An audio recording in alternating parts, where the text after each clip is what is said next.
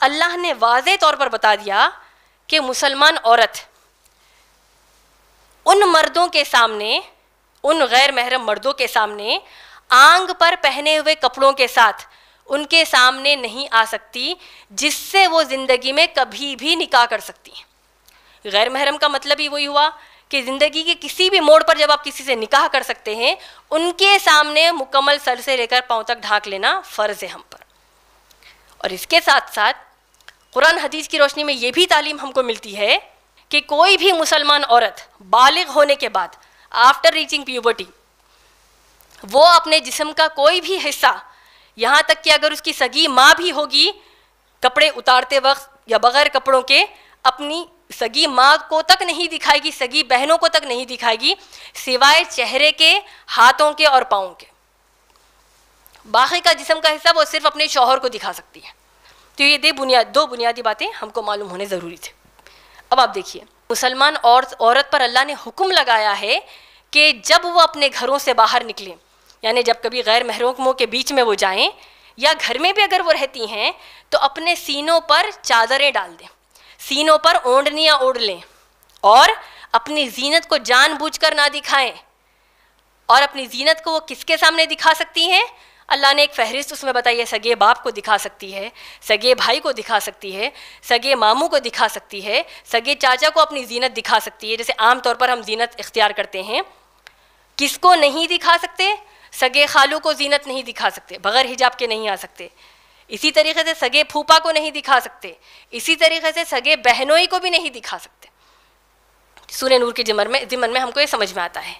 इसके अलावा जब औरतें घर से बाहर ज़रूरियात ज़िंदगी के लिए जब बाहर जाती हैं, तो अब अल्लाह ने सूरह अहज़ाब की आयत नंबर 59 में हुक्म दिया कि जब तुम अपने घरों से बाहर निकलो और गैर महरम मर्दों से अगर तुम्हारा आमना सामना हो, तो अपने आप को जिल्बाब जैसे कपड़े से मुकम्मल सर से लेकर पाँव तक ढांक लो।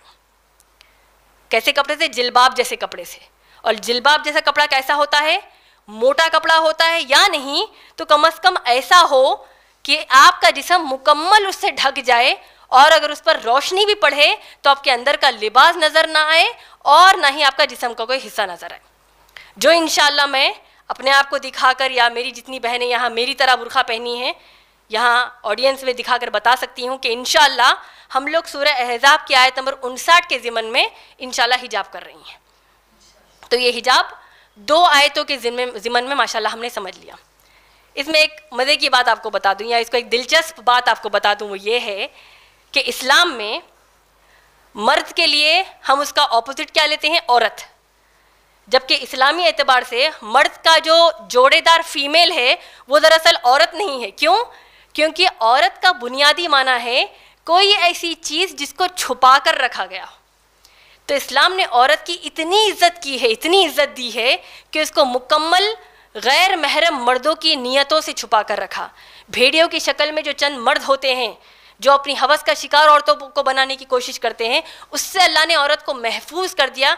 इसीलिए हमको औरत कहा गया है माशाल्लाह।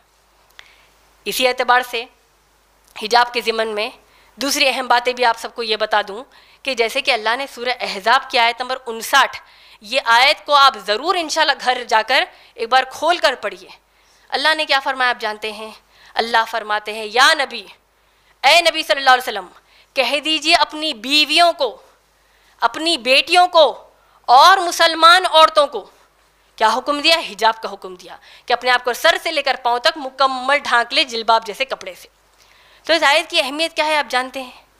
अल्लाह सुब्हान ताला ने ये हिजाब का सख्त हुक्म अल्लाह के रसूल मोहम्मद सल्लल्लाहु अलैहि वसल्लम की बीवियों को दिया है, अल्लाह के रसूल मोहम्मद सल्लल्लाहु अलैहि वसल्लम की बेटियों को दिया है, और अल्लाह के रसूल मोहम्मद सल्लल्लाहु अलैहि वसल्लम के ज़माने की मुसलमान औरतों को दिया है, और फिर हमको भी दिया है। तो अगर हमारी कोई मुसलमान बहन ये कहे कि मेरे दिल तो साफ़ है, मेरे दिल में कोई बुराई नहीं है, सामने वाला जो सोचा सोचे, लेकिन मैं तो शरीफ हूँ, तो ये नज़रिया बिल्कुल बेबुनियाद नज़रिया है। क्यों? जब अल्लाह ने पाक दामन औरतों को हिजाब का हुक्म दिया है, तो आप और मैं किस खेत की मूली हैं? जब उनकी हम अपने आप को, वो भी आज के ज़माने में कोई मुसलमान औरत कह सकती है कि मैं शरीफ हूँ, जबकि अल्लाह ने पाक दामन औरतों को हुक्म दिया है हिजाब का।